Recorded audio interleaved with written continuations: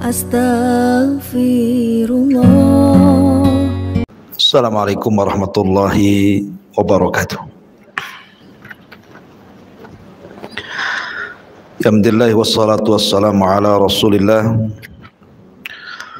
wa ala alihi wa sahbihi wa mawalah wa la hawla wa la quwwata illa billahi wa ba'du.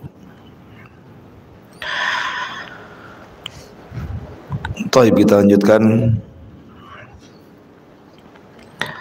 kajian kita, masih membahas kitab Minhajul Muslim, dan kita masuk pada pasal yang ke-9, beriman kepada kerasulan Muhammad sallallahu alaihi wa ala alihi wasallam.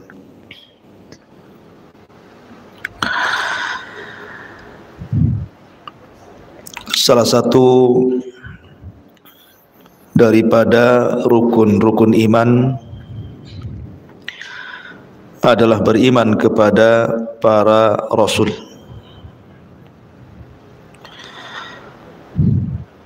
Dan rasul yang diutus kepada umat manusia berjumlah 315. Kalau Nabi tentu banyak sekali.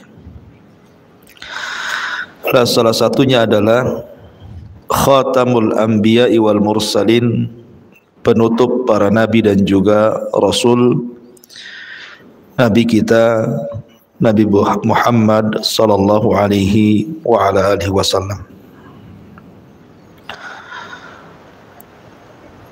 Secara nasab beliau adalah Muhammad ibn Abdullah ibn Abdul Muttalib ibn Hashim ibn Abdul Manaf ibn Qusay ibn Kilab ibn Murrah ibn Ka'ab ibn Lu'ay ibn Ghalib ibn Fihr ibn Malik ibn Nadar ibn Kinanah ibn Khuzaimah ibn Mudrikat ibn Ilyas ibn al-Mudhar ibn Nizar ibn Ma'd ibn Adnan min dzurriyyati Ismail ibn Ibrahim alaihi salam. Artinya Nabi sallallahu alaihi wasallam nasabnya sampai ke Adnan, dan Adnan sampai kepada Nabi Allah Ismail putra Ibrahim alaihi salatu wassalam. Dari sini menunjukkan bahwa Nabi kita keturunan Abul Anbiya, bapaknya para nabi, Ibrahim alaihi salatu wassalam. Adapun keutamaan Nabi sallallahu alaihi wasallam sangat banyak sekali. Bahkan Allah Subhanahu wa taala ketika berfirman dalam Al-Qur'an, wa rafa'a biha darajat, dan kami angkat sebagian para nabi dengan yang lainnya itu beberapa tingkatan. Maka Nabi SAW mengatakan, sayalah di antara para nabi yang diangkat oleh Allah beberapa tingkatan dari para nabi yang lainnya. Karena Nabi SAW memiliki keistimewaan yang tidak dimiliki para nabi yang lainnya, di mana Nabi SAW jauh lebih mulia dibandingkan para nabi dan rasul, bahkan dibandingkan para malaikat sekalipun. Dalilnya adalah kita tahu bahwa ketika Allah Subhanahu wa taala menciptakan Adam alaihi salatu wassalam, maka di antara keistimewaan Adam adalah sujudnya malaikat kepadanya. Wa idh qala rabbuka lil malaikati isjudu li Adam fasajadu illa iblis. Dan ingatlah ketika Rabbmu berfirman kepada para malaikatnya, sujudlah kalian kepada Adam. Maka semua manusia, semua malaikat sujud kecuali iblis. Dari sini menunjukkan bahwa Adam diistimewakan dari makhluk yang sangat suci karena tidak pernah maksiat para malaikat. Dan kita tahu bahwa Nabi SAW jauh lebih mulia dibandingkan Adam. Walaupun Adam adalah bapak manusia, di antaranya adalah kemuliaan yang Allah lebihkan kepada Nabi SAW dibandingkan Adam alaihi salatu wassalam adalah di mana Allah Subhanahu wa taala dan para malaikatnya bersalawat kepada Nabi SAW. Innallaha wa malaikatahu yusalluna 'alan nabi. Ya ayyuhalladzina amanu sallu alaihi wa sallimu taslima. Sesungguhnya Allah dan para malaikatnya bersalawat kepada Nabi. Wahai orang-orang yang beriman, bersalawatlah kalian kepada Nabi. Artinya bahwa sekalipun malaikat sujud kepada Adam, tetapi sujud yang dilakukan malaikat itu satu kali. Tetapi berselawatnya malaikat kepada Nabi SAW akan terus menerus karena Allah Subhanahu wa taala menyebut dengan fi'lul mudhari, yusalluna. Dan fi'lul mudhari itu memiliki faedah sekarang dan yang akan datang. Kemudian yang kedua, Adam alaihi salatu wassalam diajarkan oleh Allah pengetahuan. Tetapi Adam alaihi salatu wassalam diberikan lupa dari pengetahuan itu. Tetapi Nabi SAW, Allah katakan sanukri'uka fala tansa. Kami akan membacakan kepadamu ya Muhammad dan engkau tidak akan pernah lupa. Artinya Adam diajarkan kemudian lupa. Nabi SAW dibacakan dan tidak akan pernah lupa. Ma'asyiral muslimat yang dimuliakan Allah Subhanahu wa taala, maka dari sini bahwa Nabi SAW jauh lebih mulia dibandingkan para malaikat, karena dari segi kemuliaan Adam jauh lebih mulia dibandingkan Nabi SAW. Rasul lebih mulia dibandingkan Adam. Dan ketika malaikat sujud kepada Adam, berarti sujud kepada orang yang jauh di bawah Nabi SAW. Dari sini menunjukkan bahwa Nabi lebih mulia dibandingkan para malaikat dan juga Nabiullah Adam alaihi salatu wassalam. Taib, kemudian kalau kita melihat Nabi setelah Adam alaihi salatu wassalam dari ulul azmi minar rusul. Kalau ada orang mengatakan, sebelum saya jelaskan lebih lanjut, Adam alaihi salatu wassalam pernah dimasukkan oleh Allah Subhanahu wa taala ke dalam surga. Maka kita katakan Nabi SAW juga sama, pernah masuk ke dalam surga. Bahkan pernah diperlihatkan istana Umar bin Khattab radhiyallahu anhu.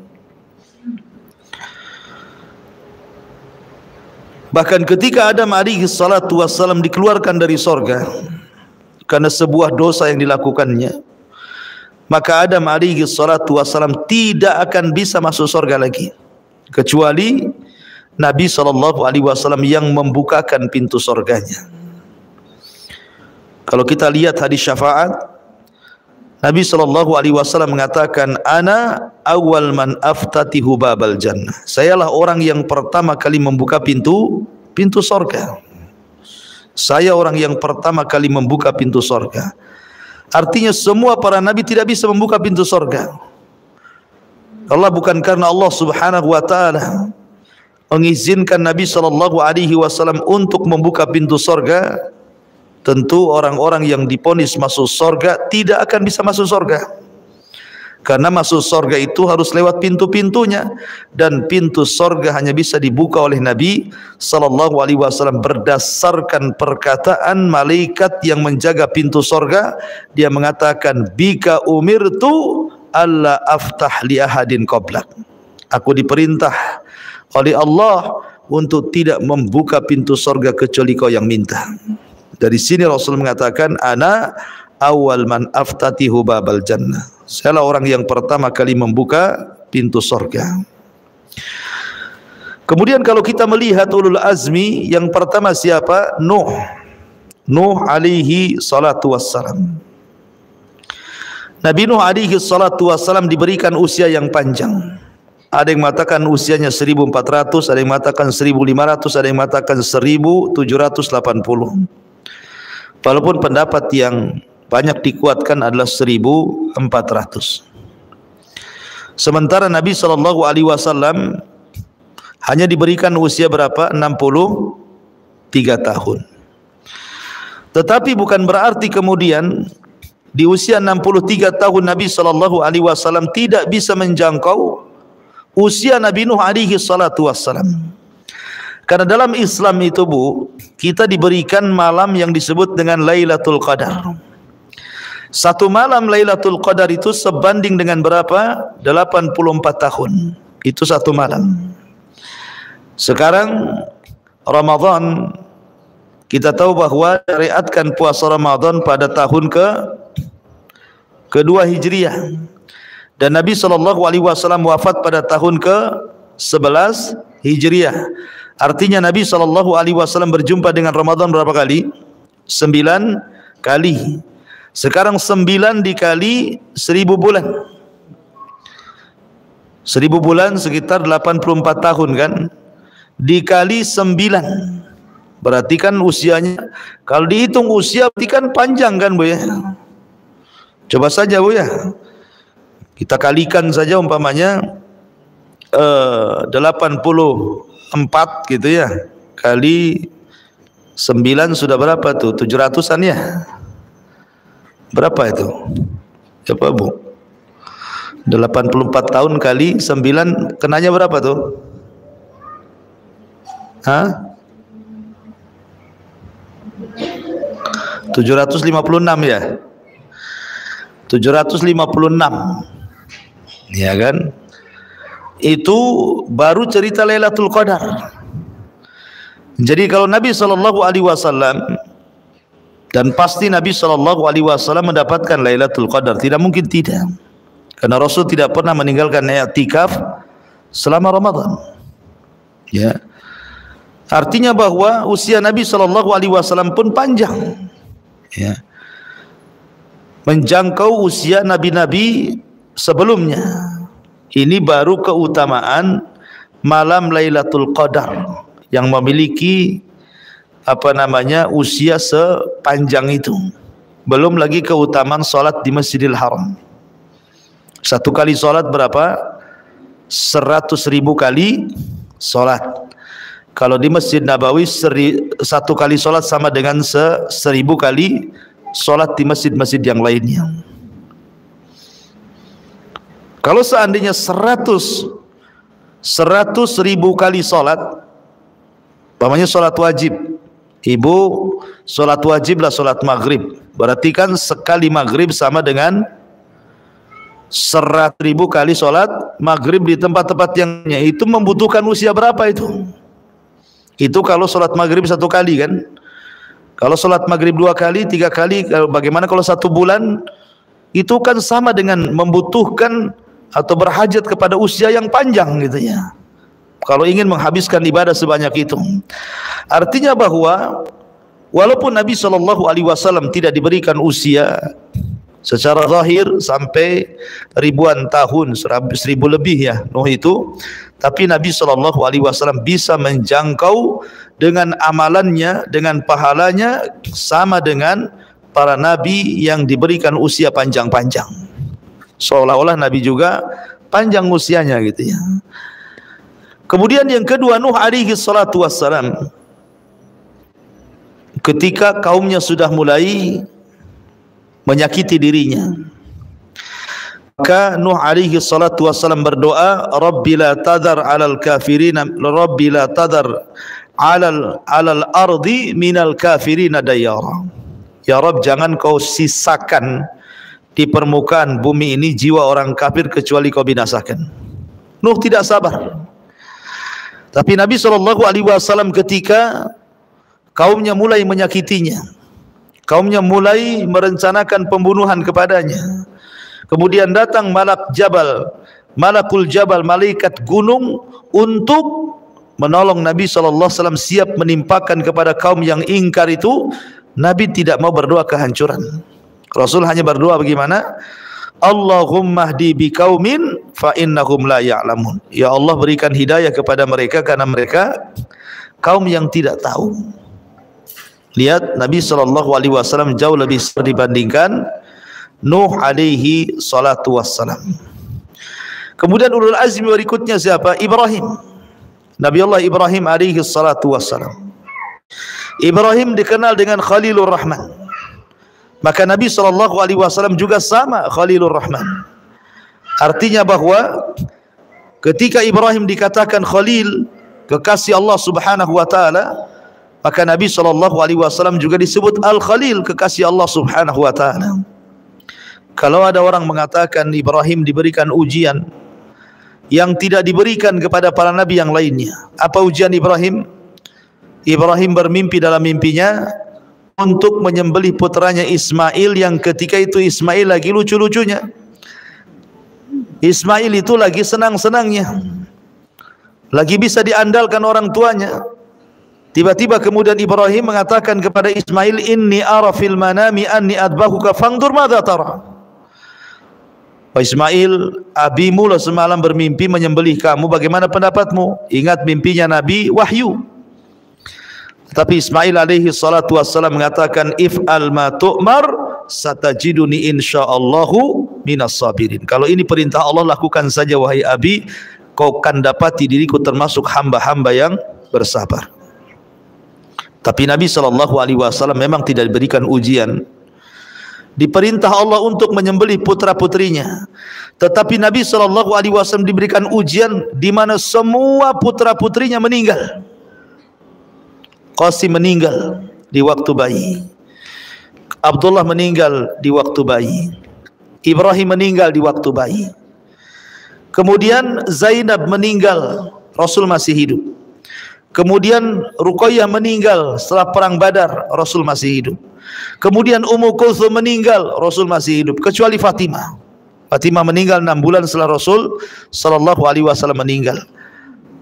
Tetapi Nabi Allah Ibrahim memang diperintah Allah untuk menyembelih Ismail, tetapi penyembelihan itu digagalkan oleh Allah setelah melihat Ibrahim mampu melewati ujiannya. Akhirnya Allah gantikan Ismail dengan kambing kibas dan tidak jadi disembelih, dan selamatlah Ismail. Tetapi putra-putri Nabi SAW semua meninggal di hadapan Rasul. Artinya Nabi SAW lebih berat ujiannya karena anak-anak laki-lakinya meninggal di waktu bayi, dan anak wanitanya juga walaupun meninggal sudah besar, tetapi meninggal sebelum Nabi SAW meninggal, kecuali Fatimah. Ma'asyiral muslimat yang dimuliakan Allah Subhanahu wa taala. Kemudian ulul azmi berikutnya siapa? Nabi Musa alaihi salatu wassalam. Musa memiliki mukjizat tongkat, mampu membelah lautan, mampu memukul batu kemudian keluar air mata air. Maka kita katakan Nabi SAW juga diberikan mukjizat yang jauh lebih hebat dibandingkan membelah lautan. Apa mukjizatnya? Membelah bulan. Ya, bulan dibelah. Sehingga Allah Subhanahu wa taala berfirman, iqtarabatis sa'atu wan syaqqal qamar. Wan syaqqal qamar, dan ketika bulan terbelah menjadi dua. Bahkan ketika Hudaybiyah, para sahabat kehausan, air untuk wudu tidak cukup. Akhirnya kemudian Nabi SAW memasukkan tangannya ke dalam ina bejana, tiba-tiba mengeluarkan air dari jari jemarinya. Artinya Nabi SAW juga diberikan hal yang sama, bahkan lebih baik dibandingkan yang Allah berikan kepada Nabi Musa alaihi salatu wassalam. Kemudian setelah Musa siapa? Isa. Isa dilindungi oleh Allah Subhanahu wa taala, wa ayyadahu bi ruhil qudus. Dia dikuatkan oleh Ruh Kudus, maksudnya Jibril. Maka Nabi SAW juga sama. Dalam perang Badar, Jibril memimpin tentara yang banyak sekali, jumlahnya berapa? 5.000 malaikat turun dalam perang Badar, dalam perang Khandaq, dan dalam perang-perang yang lainnya, melindungi Nabi SAW. Artinya apa yang diberikan kepada para nabi juga diberikan kepada Rasul SAW, bahkan lebih baik dan lebih agung dibandingkan yang diberikan kepada para nabi dan rasul. Menunjukkan dari sini keistimewaan Nabi SAW. Dari mukjizat juga sama. Mukjizat para nabi itu akan disesuaikan dengan kebiasaan kaumnya. Seperti Nabi Musa, kenapa diberikan mukjizat berupa tongkat? Karena kebiasaan kaumnya tukang sihir banyak. Kenapa Nabi Isa diberikan mukjizat mampu mengobati penyakit? Artinya yang berkenaan dengan kesehatan. Mampu mengobati orang buta, mampu mengobati penyakit, bahkan bisa menghidupkan orang mati dengan izin Allah. Maka kita katakan bahwa Nabi SAW diberikan mukjizat jauh lebih banyak dibandingkan mukjizat para nabi. Bahkan para ulama mengatakan mukjizat Rasul itu sampai 1000 lebih. Dan mukjizat Rasul itu bermacam-macam. Ada yang berkaitan dengan perobatan, ada yang berkaitan dengan ini, dengan itu, tidak disesuaikan dengan kebiasaan kaumnya, tetapi kebiasaan semua manusia. Kenapa? Karena para nabi itu diutus kepada kaumnya saja, tapi Nabi SAW diutus kepada seluruh manusia, jin dan manusianya. Makanya wajar mukjizatnya mencakup jenis-jenis manusia yang ada di alam semesta. Ma'asyiral muslimat yang dimuliakan Allah Subhanahu wa taala. Kalau kita itu bicara tentang ulul azmi, kita beralih kepada para nabi yang lainnya. Saya contohkan beberapa para nabi.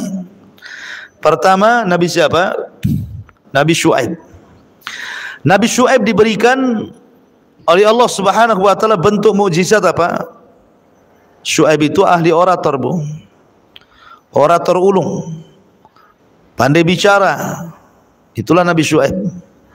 Maka kita katakan bahwa Nabi SAW juga diberikan oleh Allah Subhanahu wa taala jawami'ul kalim. Kalimatnya padat, singkat tapi bermakna. Makanya lihat banyak para ulama mensyarah, satu hadis bisa berjilid-jilid. Satu hadis bisa disyarah berjilid-jilid, Bu.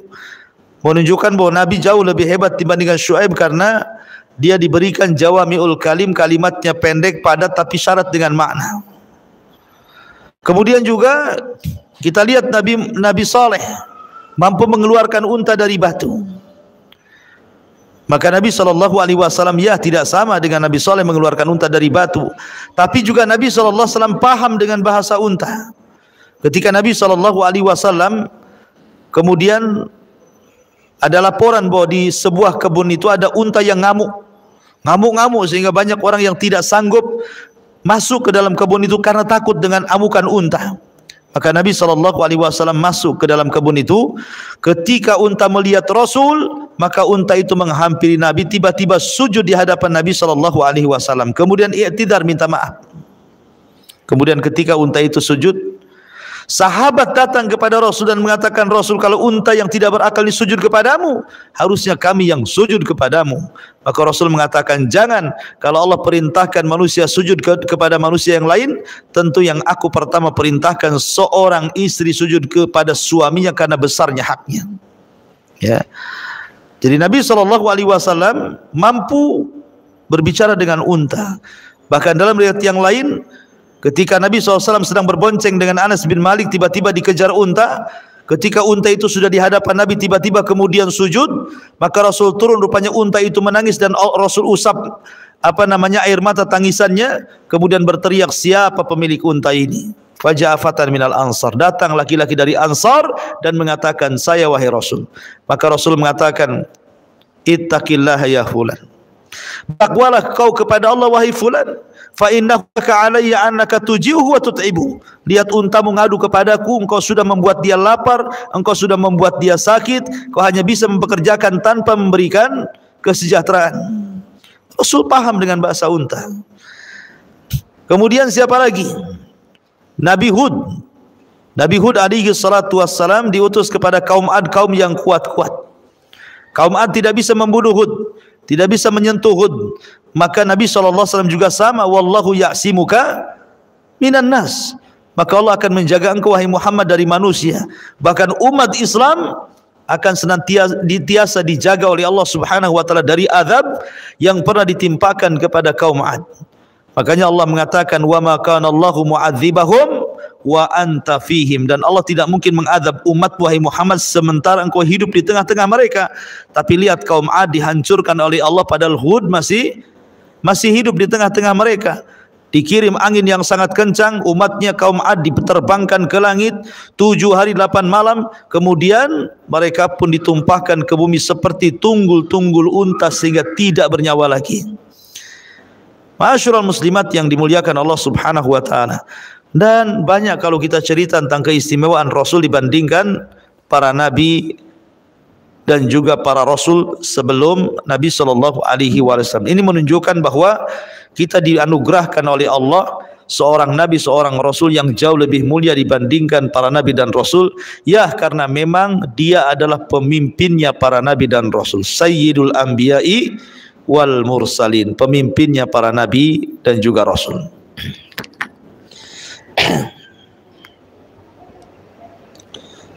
Taib. Sekarang kita akan mengenal sedikit tentang Nabi sallallahu alaihi wasallam. Pertama, mengenal nama-namanya dulu. Nabi sallallahu alaihi wasallam itu punya laqab-laqab, punya sifat-sifat, punya nama-nama yang bukan hanya satu. Di antara nama-nama, laqab-laqab dan sifat-sifat Nabi sallallahu alaihi wasallam itu diterangkan di dalam Al-Qur'an, diterangkan dalam hadis-hadis Nabi sallallahu alaihi wasallam. Apa saja? Maka kita mulai daripada mengenal laqab-laqab Nabi sallallahu alaihi wasallam ataupun gelar-gelar Nabi sallallahu alaihi wasallam yang Al-Qur'an telah menggelarinya. Pertama, gelar Nabi adalah Asy-Syahid. Asy-Syahid yang menyaksikan, Al-Mubasysyir yang memberi kabar gembira, An-Nadhir yang memberi peringatan. Itulah gelar-gelar Rasul.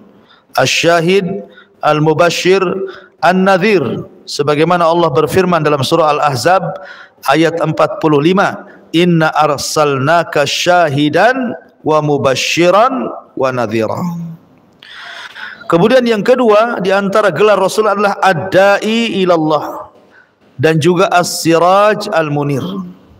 Ad-Da'i orang yang mengajak ke jalan Allah, As-Siraj Al-Munir lentera yang sangat terang. Dan itu disebutkan dalam surah Al-Ahzab 46-nya.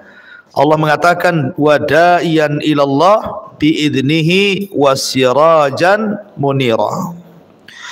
Kemudian juga yang ketiga Al-Mudzakir, orang yang memberikan peringatan. Sebagaimana disebutkan dalam surah Al-Ghasyiyah ayat 21, fadzakir innama anta mudzakir. Berilah peringatan karena engkau seorang pemberi peringatan. Kemudian juga di antara gelar beliau adalah Ar-Rasul, Raufur Rahim. Sebagaimana disebutkan dalam surah At-Taubah ayat 128. Laqad ja'akum rasulun min anfusikum azizun 'alaihi ma 'anittum harisun 'alaikum bil mu'minina raufur rahim. Di sini ada dua gelar. Pertama Rasul, laqad ja'akum rasul, telah datang kepada kalian seorang rasul min anfusikum, dari jenis kalian, azizun 'alaihi ma 'anittum, merasa berat apa yang kalian derita, harisun 'alaikum, merasa semangat untuk memberikan hidayah kepada kalian, bil mu'minin, dengan orang-orang yang beriman, rauf rahim, Gelarnya Rauf, orangnya baik, Rahim, orangnya penyayang. Kemudian di antara gelar yang lain rahmatan lil alamin. Sebagaimana Allah mengatakan dalam surah Al-Anbiya 107, inna arsalnaka wa ma arsalnaka illa rahmatan lil alamin. Kemudian di antara gelarnya adalah Al-Muzammil. Sebagaimana Allah menyebutnya dalam surah Al-Muzammil ayat 1, ya ayyuhal muzammil, wahai orang yang berselimut. Begitu juga gelarnya adalah Al-Mudaththir, sebagaimana Allah berfirman dalam surah Al-Mudaththir ayat 1, ya ayyuhal mudaththir. Begitu juga gelarnya An-Nabi, dia seorang nabi, sebagaimana dia seorang nabi dalam Al-Anfal 64, ya ayyuhan nabi. Dan dia juga Rasul, sebagaimana Allah menyebutkan dalam surah Al-Maidah ayat 41, ya ayyuha ar-rasul. Dan juga sebagai khatamun nabiyyin, penutup para nabi. Sebagaimana Allah mengatakan dalam surah Al-Ahzab 40, maka Muhammadun aba ahadi min rijalikum walakin Rasulullah wa khatamun nabi. Dan juga gelarnya penutup para nabi. Kemudian juga digelari Al-Hadi, yang memberikan petunjuk, maksudnya petunjuk irsyad. Sebagaimana dalam surah Syura ayat 52, innaka la tahdi ila siratim mustaqim. Kemudian juga gelarnya Al-Ma'sum, ya, wallahu ya'simuka minan nas, wallahu ya'simuka minan nas. Juga di antara gelarnya adalah An-Nabiyul Ummi, nabi yang buta huruf, tidak bisa baca dan tidak bisa tulis, sebagaimana disebutkan dalam surah Al-A'raf ayat 158. Kemudian juga disebut An-Nur, cahaya, pembawa cahaya, sebagaimana disebutkan dalam surah Al-Maidah ayat 15. Itu di antara gelar-gelar Nabi SAW yang dicantumkan dalam Al-Quran. Adapun nama-nama Nabi SAW, nama dia adalah Muhammad. Nama dia adalah Muhammad, sebagaimana disebutkan dalam surah Al-Imran ayat 144, wa ma Muhammadun illa rasulun qad khalat min qablihi rusul. Kemudian juga nama dia Ahmad, sebagaimana disebutkan dalam surah As-Saff ayat 6. Wa idh qala Isa ibn Maryam ya bani Israil inni rasulullah ilaikum musaddiqan lima baina yadayhi minat Taurat wa mubasysyiran bi rasuli ya'ti min ba'dihi ismuhu Ahmad. Nah, dikata-kata Ahmad dalam surah As-Saff ayat 6. Kemudian juga di antara nama-nama beliau yang dicantumkan dalam hadis adalah Al-Mahi, Al-Mahi, yang menghapus kekufuran di permukaan bumi. Kemudian juga Al-Hasyir, yang mengumpulkan manusia kelak di bawah kepemimpinannya dalam syafaatul uzma pada hari kiamat. Kemudian juga di antara nama beliau Al-Aqib. Al-Aqib artinya yang menutup para nabi. Jadi nama beliau Muhammad, Ahmad, Al-Mahi, Al-Hasyir, Al-Aqib. Kemudian di antara juga nama beliau adalah disebut Nabiyur Rahmah, Nabiyut Taubah, Al-Mutawakkil, Al-Mukhtar, Al-Mustafa, Asy-Syafi, As-Sadiq, Al-Masduq, ya, dan begitu seterusnya, ya. Ini juga di antara nama-nama yang masyhur yang disebutkan di dalam hadis-hadis Nabi SAW dan juga di dalam Al-Quranul Karim. Taib.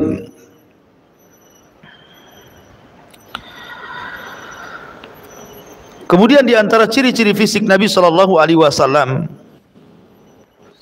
Anas bin Malik radhiyallahu an pernah mensifati ciri fisik Rasul. Jadi perawakan Nabi SAW itu, Bu, beliau itu tidak terlalu tinggi, tidak juga pendek, tidak putih sekali kulitnya, tidak juga kecoklatan. Beliau rambutnya tidak keriting pekat, juga tidak lurus menjurai. Lah Allah Subhanahu wa taala mengutusnya pada usia 40 tahun. Beliau tinggal di Mekah selama 10 tahun, ada yang mengatakan 13 tahun, dan di Madinah selama 10 tahun. Kemudian juga dalam riwayat yang lain, Anas bin Malik juga mengatakan Rasul memiliki postur sedang, tidak tinggi, tidak pendek, dan fisiknya bagus. Rambutnya beliau tidak keriting, tidak juga lurus. Warna kulitnya agak kecoklatan, tapi tidak coklat sekali dan tidak putih. Jika beliau berjalan, maka berjalan dengan tegak. Kemudian juga Bara bin Azib mengatakan, Nabi SAW adalah lelaki yang berambut ikal, berpostur sedang, bahunya bidang, berambut lebat sampai kuping, dan beliau memakai kain merah, dan itu baju kesukaannya. Kemudian beliau mengatakan, aku tidak pernah melihat orang yang lebih tampan dari beliau. Kemudian juga dalam riwayat yang lain, Bara bin Azib radhiyallahu anhu mengatakan, aku belum pernah melihat orang yang mengenakan kain merah yang lebih tampan daripada Nabi SAW. Beliau mempunyai rambut yang menjulur sampai pundaknya.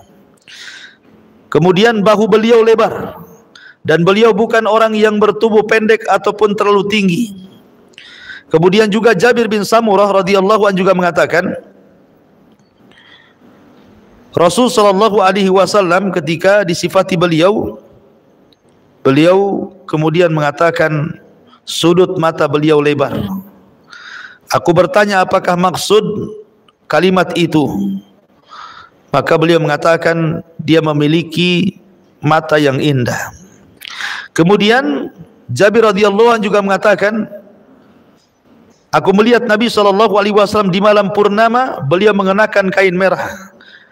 Aku mulai memandang beliau dan juga bulan. Ternyata beliau jauh lebih indah dibandingkan bulan. Abu Hurairah radhiyallahu anhu juga mengatakan, Rasul berkulit putih bagaikan disepuh oleh perak, rambutnya agak bergelombang ikal. Kemudian Aisyah radhiyallahu anha mengatakan, aku mandi bersama Nabi sallallahu alaihi wasallam dari satu bejana. Beliau mempunyai rambut yang sampai pundak dan juga hingga kuping telinga.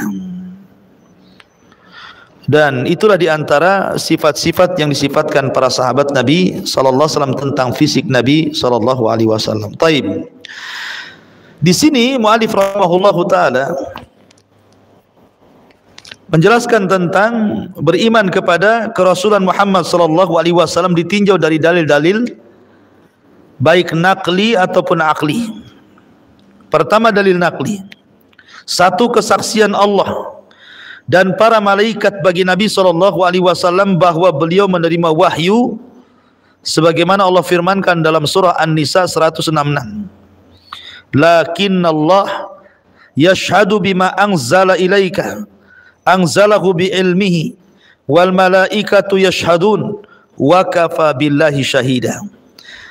Mereka tidak mau mengakui yang diturunkan kepadamu itu, tetapi Allah mengakui Al-Quran yang diturunkannya kepadamu. Allah menurunkannya dengan ilmunya dan malaikat-malaikat pun menjadi saksi pula, cukuplah Allah yang mengakuinya. Artinya bahwa beliau diangkat menjadi Nabi dan Rasul diingkari oleh banyak orang, diingkari oleh orang-orang Quraisy, diingkari oleh banyak manusia pada permulaannya. Tetapi walaupun satu dunia mengingkari dia seorang Rasul, maka Allah subhanahu wa ta'ala mengatakan bahwa aku mengakui, Allah sendiri mengakui dia seorang Rasul dengan diturunkan Al-Quran kepadanya dan malaikat menyaksikannya. Gak apa-apa manusia mendustakan, tapi Allah subhanahu wa ta'ala mengakuinya. Kemudian yang kedua, informasi dari Allah mengenai keumuman kerasulan Nabi SAW, bahwa dia akhir para nabi dan kewajiban taat mencintainya, dan sebagai nabi penutup yang diutus oleh Allah subhanahu wa ta'ala.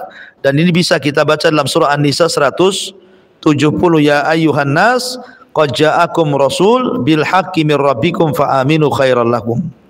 Wahai manusia, sungguhnya telah datang Rasul itu kepadamu dengan membawa kebenaran dari Rabbmu, maka berimanlah kamu, itu lebih baik bagimu.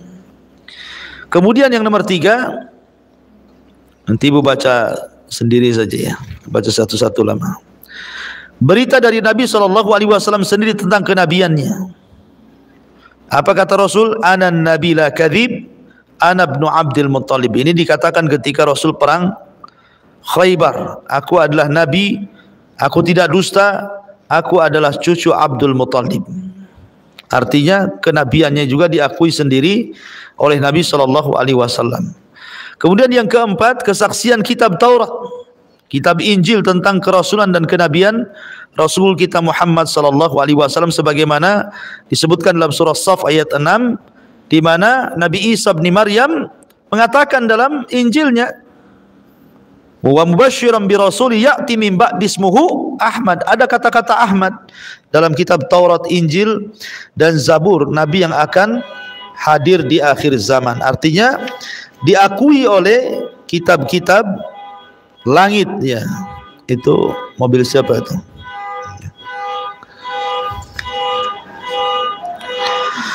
Baik.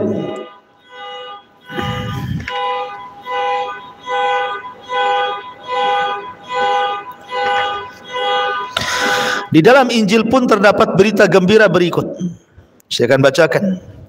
Satu, pada waktu itu tampillah Yohanes pembaptis di padang gurun Yahuda dan Yakriz memberitakan, bertobatlah sebab kerajaan surga, malakutus samawat, sudah dekat.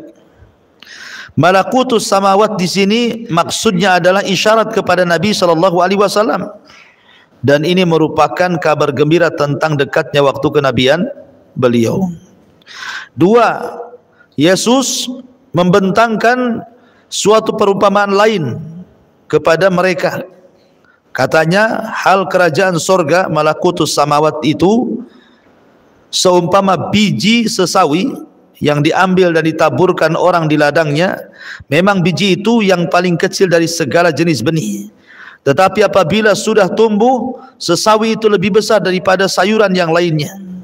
Ungkapan ini persis dengan ungkapan yang disebutkan Allah Subhanahu wa taala dalam surah Al-Fat ayat 29, dan sifat-sifat mereka dalam Injil, yaitu seperti tanaman yang mengeluarkan tunasnya, maka tunas itu menjadikan tanaman itu kuat, lalu menjadi besarlah dan tegak lurus di atas pokoknya. Tanaman itu menyenangkan hati penanamnya, karena Allah hendak menjengkelkan hati orang-orang kafir. Artinya bahwa ada isyarat-isyarat di dalam kitab-kitab lama tentang adanya kenabian dan juga kerasulan Nabi kita Muhammad sallallahu alaihi wa ala alihi wasallam. Dan kalau kita lihat sejarah Buya,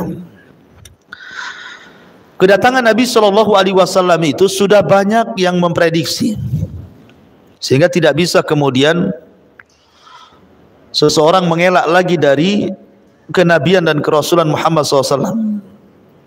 Contoh saja, kenapa orang-orang Yahudi banyak di kota Madinah, Khaybar, di Tanaim, di beberapa tempat di Jazirah Arab di zaman itu sebelum diutusnya Nabi SAW. Rupanya alasannya karena mereka hijrah meminta suaka, sehingga kemudian mereka tinggal di Yathrib yang belakangan disebut Madinah, karena mereka menanti-nanti akan ada seorang Nabi yang menutup semua para nabi. Tetapi setelah Nabi SAW betul-betul diutus, ternyata bukan dari Bani Israel tetapi dari bangsa Arab, mereka pun sombong, hasad dan tidak menerimanya. Tetapi mereka sudah mengakui sendiri bahwa akan ada seorang nabi yang lahir.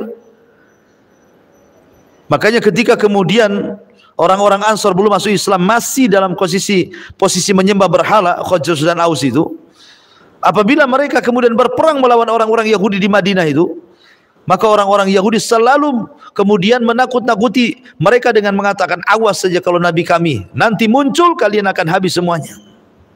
Maksudnya Nabi di sini siapa? Nabi penutup para nabi. Ternyata yang dimaksud orang-orang Yahudi adalah Nabi Arab. Nabi SAW keluar.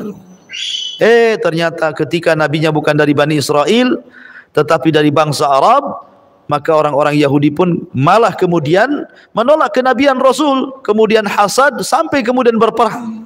Akhirnya Rasul mengusir mereka dari tanah suci Madinah.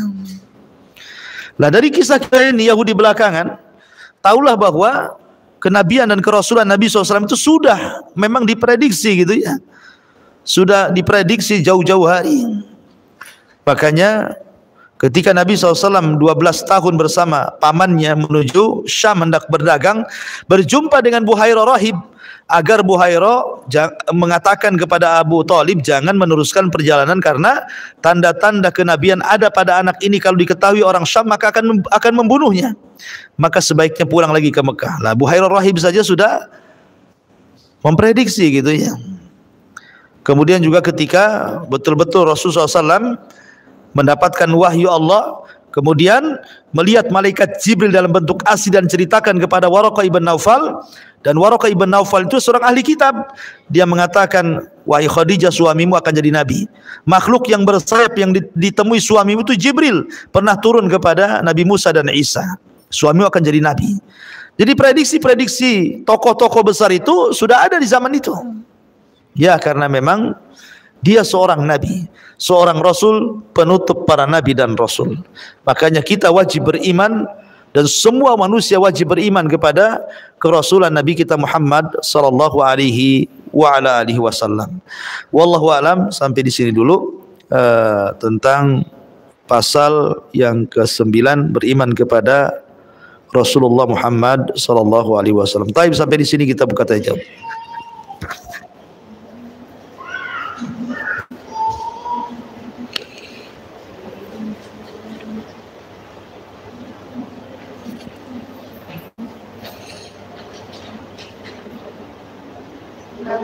Ya.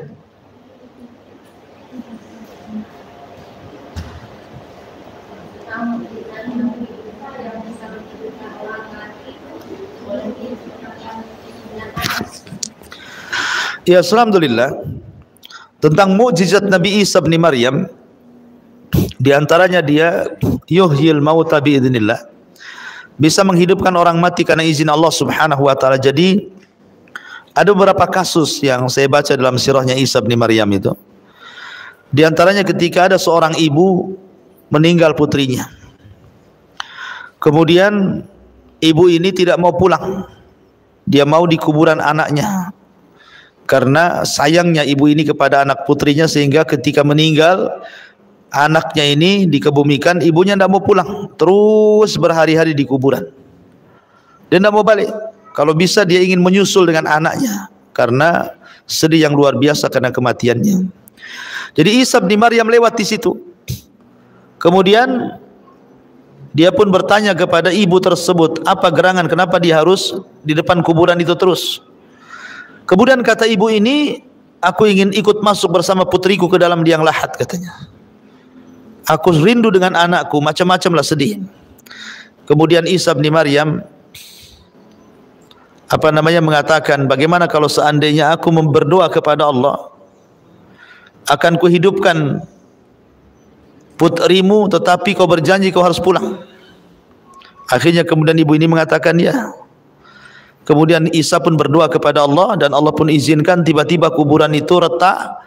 Kemudian anaknya keluar dari kuburan itu. Kemudian anak ini bercerita kepada ibunya tentang kondisi dia di alam barzah. Dia lebih baik, lebih enak, lebih lezat dibandingkan hidup di dunia. Baru setelah itu kemudian ibundanya mengikhlaskan agar dia meninggal kembali dan masuk ke alam barzah. Dan ibu itu pulang. Ini kisah Israiliyatnya. Kemudian kasus yang kedua, seorang pejabat meninggal dunia. Seorang pejabat meninggal dunia. Kemudian oleh Nabi Isa bin Maryam diusap, kemudian hidup kembali.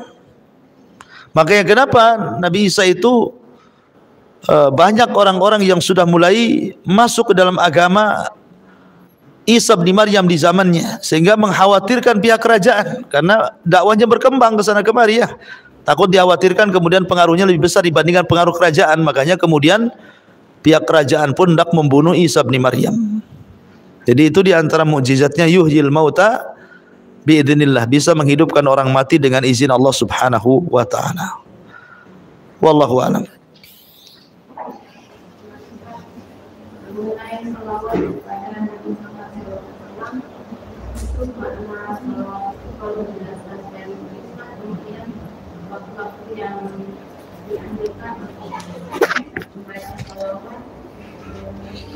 Kemudian bagaimana jika ada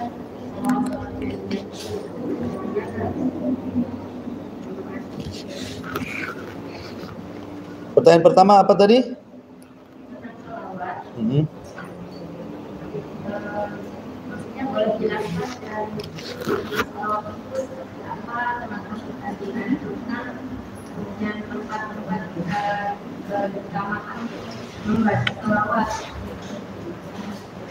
Oh iya.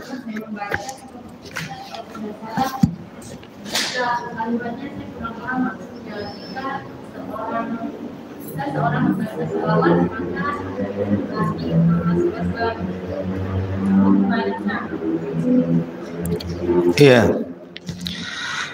Jadi bicara tentang salawat ini Bu, sebuah ibadah yang sangat luar biasa.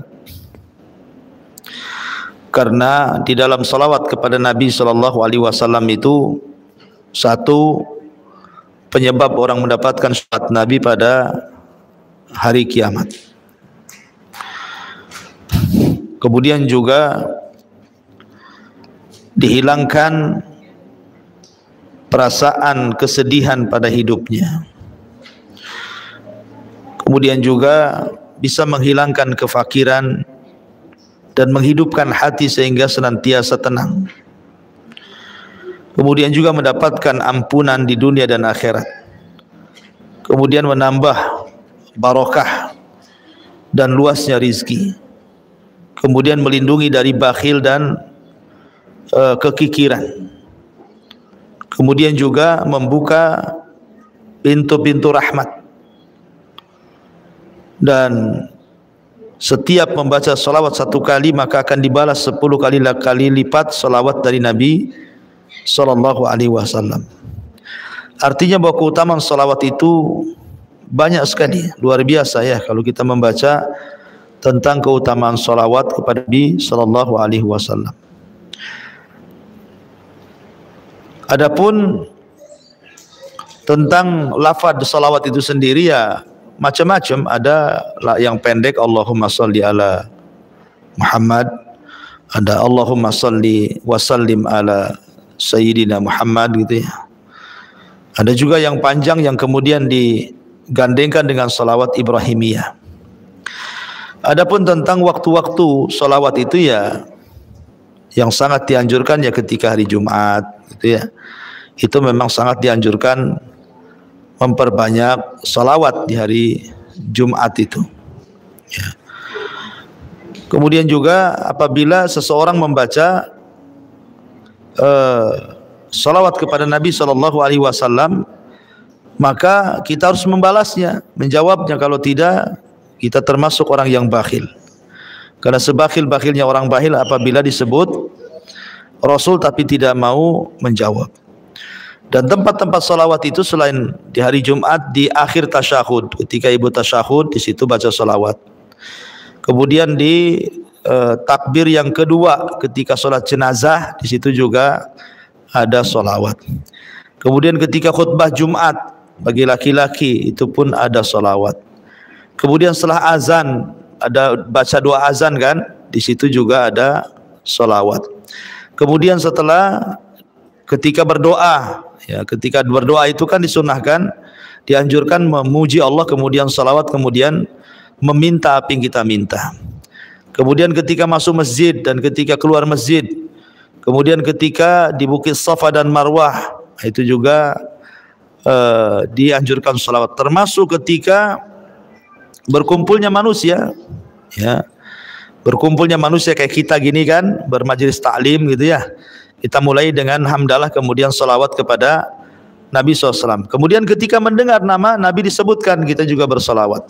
Kemudian ketika awal dan akhir siang itu juga disunahkan bersalawat.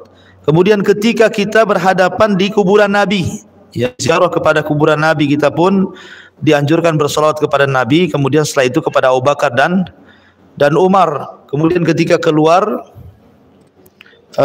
ketika menghatamkan Al-Quran, ya, dan banyak lagi lah tempat-tempat orang itu membaca salawat kepada Nabi sallallahu alaihi wasallam.